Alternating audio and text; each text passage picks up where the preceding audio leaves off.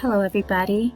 So I am using Screencast-O-Matic and I'm going to be showing you guys a tutorial on Pear Deck.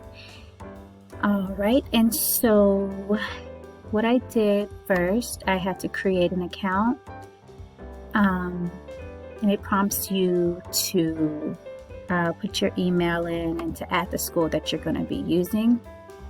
And so I went ahead and did that, and this is a free account. You can do everything for 30 days.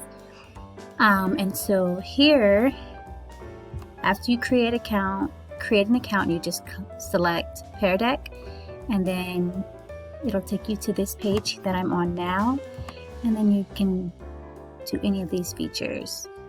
You can explore, figure out some ways to use Pear Deck, or you can create a lesson. This is what I'm going to do. And I'm just going to go ahead and agree and create the file.